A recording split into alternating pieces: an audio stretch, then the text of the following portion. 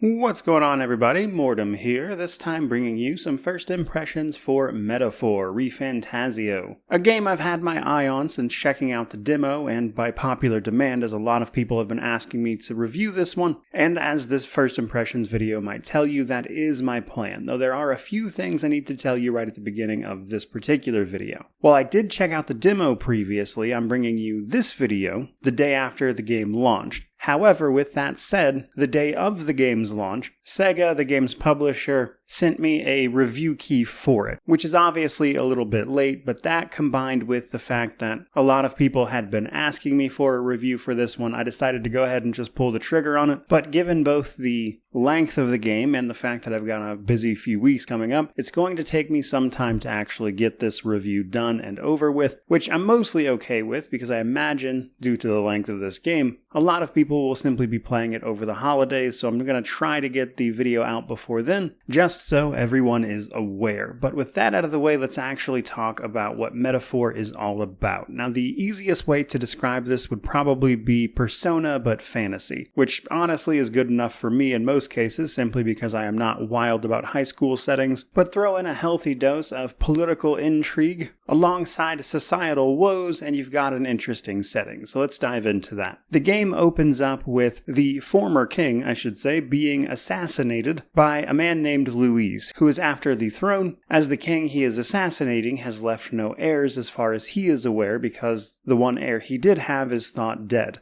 But this becomes ever more complicated for a couple of reasons. For starters, our character enters the scene alongside a fairy that follows him around named Gallica, and our character just so happens to be working for a small organization that is tasked with looking after the prince, the one that they believed was dead. It turns out, however, they were able to save him, but he's been afflicted by a curse, putting him effectively in a coma all this time. Your job is to pass this message along, which is the starting point from which you get caught up in all this intrigue, when through a series of events you get waylaid by what the game calls humans. You see, one of the things about this game is that it considers things like our normal world here their version of fantasy, and so when these horrible monstrosities of flesh and magic come and attack them, they call them human beings, because everyone in these kingdoms typically belongs to a tribe or a different race of fantasy being, and their entire society is segregated by those lines. Our character in particular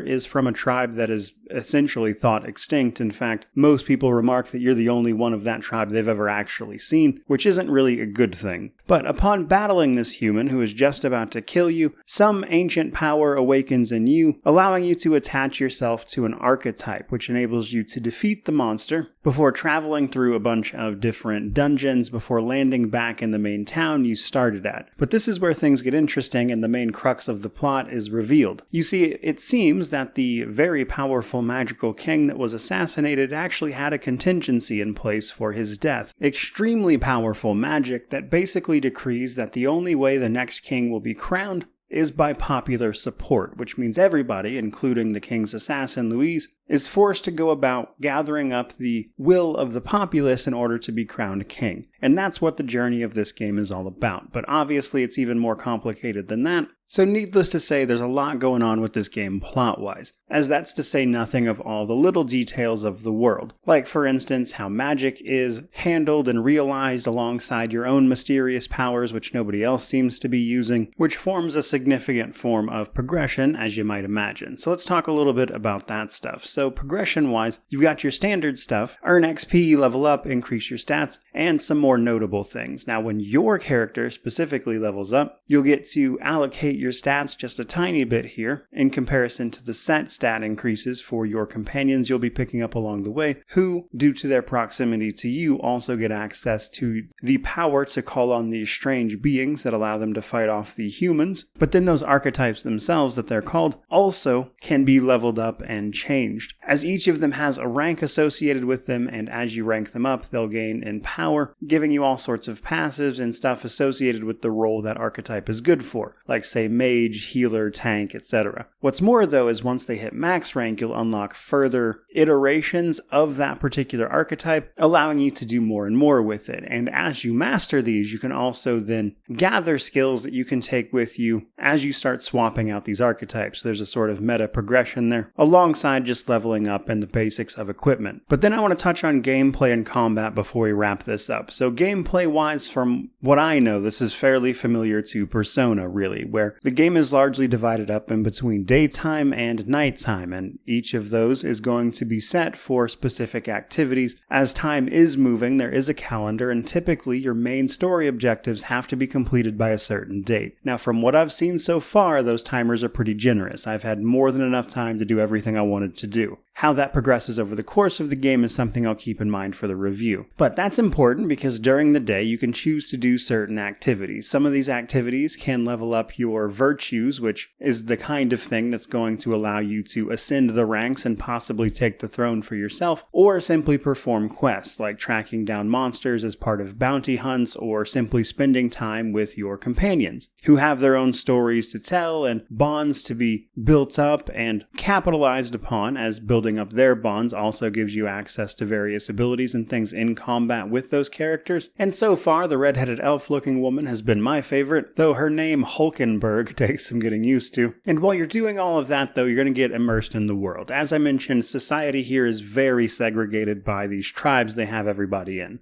But as you tackle main story objectives and just explore naturally, you're going to run into dungeons and combat. These are, of course, also large parts of the game, and there are a fair few features here that I enjoy quite a bit, because the game is actually a slight mix of action combat with a more traditional JRPG turn-based system at the same time. So on the action side of things, basically the enemies you see wandering around the open world have a general power level. Enemies that are weaker than you can be defeated entirely in this mode. Enemies that are on the same level or above you can be attacked in this action combat mode to potentially stun them and come into combat with an advantage, but if they hit you, you enter combat with a disadvantage. Essentially, what this means is that smaller, weaker enemies will be very quickly dispatched in the action side of things, whereas enemies on your level or on par with it will then be able to be fought in that more traditional turn-based system. But even then, there's some pretty solid innovations. They do have an auto battle mode that has several tactics options for you to customize and the like, and while it's a little hit or miss, for the most part I think it gets the job done, though bosses tend to be where it falters a little bit, unsurprisingly. And on the subject of bosses, I think as I review this one, what I'm going to be looking forward to in particular is seeing whether or not combat manages to meaningfully differentiate between interesting mechanical turn-based boss fights, or am I simply spamming the same moves, as tends to be the case when you reach a certain level in these games. But with that in mind, you can't spam those moves forever, as I quickly found out, as in the first dungeon, and probably just dungeons in general, you can exit out of those and simply come back the next day after you've stocked up and healed up, which you might need to do, because those mana points, or your MP, seems to be a bit of a limiting factor. There's not a reliable way to heal those in a dungeon outside of using things like items. So some of those certainly seem to be more of a marathon than a sprint. But to pull all of that together as far as first impressions go, I'm having a really great time with this one. I think a lot of what they're trying to do works really, really well. I love the political intrigue plot. I love the interesting take on fantasy and calling these monsters human and how that works with the art style and everything going on in the background as well. Combat has so far been solid. I think the timers and things haven't been restrictive yet, at the very least. And so I'm looking forward to fully diving into this one, which hopefully you are also looking forward to. But again, the review for this one is going to take me a while. I have a lot on my plate over the next few weeks, and it'll take some time to properly comb through this one and explore everything it has to offer. But as for right now, I think that's pretty much going to do it. I certainly hope you enjoyed this particular video. If you did, don't forget to like, comment, subscribe, all that YouTube jazz. But regardless of any of that, truly, just thank you so much for watching. I really do appreciate it. May you wander in wisdom and have an amazing day.